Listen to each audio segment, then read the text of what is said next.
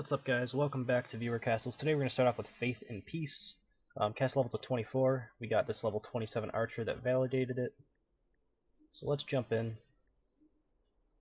It is 4 levels under me, so it's going to be a little easy, but that's okay. Those monsters won't know. Just have to keep that in mind when I'm thinking about, how good the castle is and stuff. Alright, so I like the springboard trap. This is pretty standard stuff at the moment. So it's interesting to kind of talk about and think about like what is better to defend, either the Pete Poundmore or the Puppeteer. Generally, I try to defend the Pete Poundmore because the Puppeteer really only needs to get off enraged once, and then he's probably going to die either way. Like either he's going to die or the Pete Poundmore is going to be dead before the enrage goes off. So if he can get one spellcast of it off before he dies, it's pretty much good, in my opinion, as long as you are using Enrage. If you're using Heal, it's a little bit different, but I don't think... I think that shielding the Pete Poundmore and the damage dealer is a little bit better. Not sure if that's what you intended, because sometimes it is a little hard to defend the one that you want to defend. It's almost random, it seems, with which one it chooses to defend if there's two right next to the Defendatron. Alright, so there's two Zeeks here, and I can see them pretty easily, and I can probably headshot one of them from here and take it out. And almost any archer that has decent DPS will be able to do that with headshot, because the crit chance is so high. But it's almost an auto kill for me because I'm 4 levels over it. But I don't know if you can do anything to like make it harder for the person to actually hit them from here or something. I don't know. It's going to be pretty difficult. You could put maybe another Snotter or two in here, kind of create a wall so that when you try to headshot the Zeeks back here, you'd hit the Snotter instead. The only problem with that is that they can just volley it and they'll be pretty low life anyway. So I don't know. I like the double Cyclops. I don't know if it's necessary, but they do come from different angles. And then the Zeke behind it can just, combo that up and possibly get a kill if you don't dodge it right away. But just the spike traps alone do quite a bit of damage.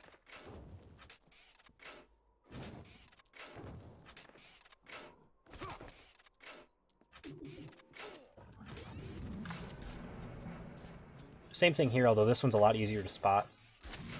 But I guess if you just try to roll past into here, like a lot of people are going to try to cut into this little safe zone here, so you're going to be having that angle, and the Cyclops coming from here is just going to miss you every time. The only time will be if the person tries to go straight through. Alright, and lots of jelly walls.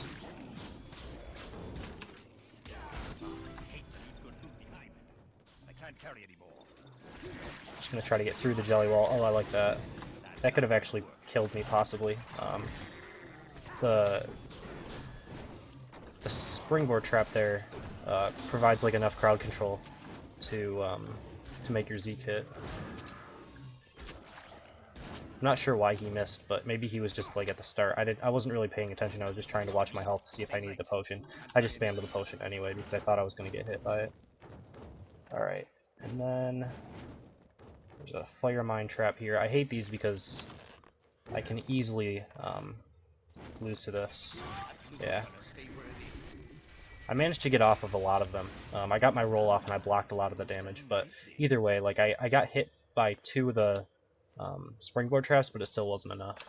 It looks like there are like 4 springboards with the jelly wall in front. It's pretty much set up the way you want to set it up. For those, I was just too high level. It probably would have killed archers lower level, like level 24 and 25. Alright, and that looks like it's all for this castle. So pretty good castle. Not really much else to say about it. We'll jump into number 2 in just a second. Alright, next up on the list is Keita. Castle level's a 20. Validated on this archer. Let's jump into it. This one's going to be much easier. It's almost impossible for a level 20 to beat me without like a crazy fire mine trap setup. That has enough burst to probably kill my low amount of hit points. I only have 2600, which is quite low for a level 28. So, but my resistances are a lot higher than like level 20s are. So we'll see how this works. All right, looks like it's going to be an all in the boss room. And also your bad dog is not actually alive. Like he wasn't aggroed when you went through him. Also the Zeke. So a lot of these units that are not aggroed, if I just go to the back of your castle and I just ignore everything, and there's always like this little safe zone in the back, then I can just try to like volley the most of this, and it's gonna die fairly easily because I'm high level. So it's hard for me to gauge these all in the boss room builds to see how good they are. But as you can see, there's gonna be a lot of these that are just asleep because they were never aggroed when you went through it. So like, I guess, yeah, they're not gonna wake up. I don't think. I wasn't sure if they would wake up if they took trap damage, but it looks like they're not waking up, which is kind of weird. I don't know if it locks the door. It might be actually a bug. I don't know. Let's see if it locks the door. No, it doesn't. So yeah, if I don't attack them, they'll never attack me. So you'll have to aggro all of your creatures when you go through and validate it. That's the biggest thing for this castle that I can even say about it, because it's too hard for me to like gauge if it's going to be difficult or not. Generally, all in the boss room strategies are not as good as they used to be. But yeah, we'll jump into number 3 in just a second. Alright, and lastly we have the Judge, castle levels of 28, validated on a mage.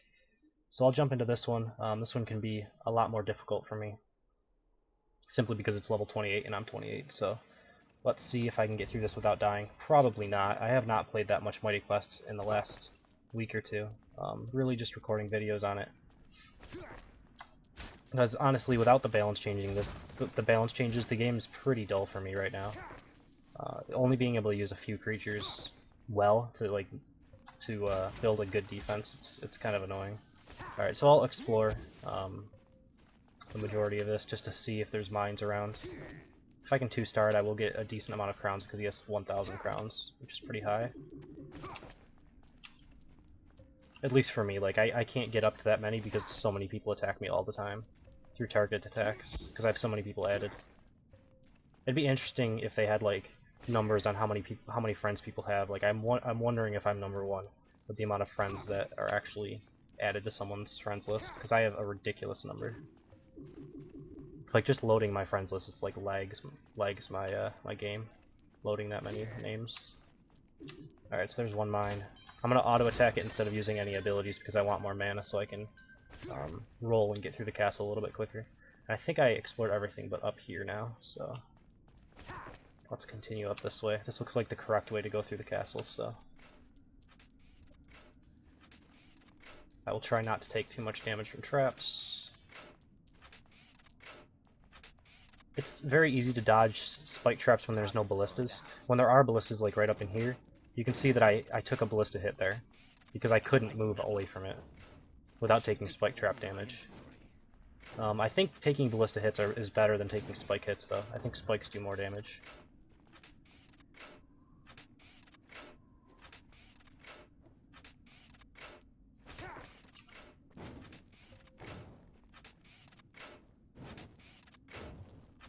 So far there's not much pressure in the spike trap room that's making me take any damage. Alright, and now we have these, which this starts to get a lot harder. Okay, I already died. Yeah, that was pretty bad. I should have used my potion. I was about to use my potion and then I just took too much damage. Like I had my finger over Q ready to use it.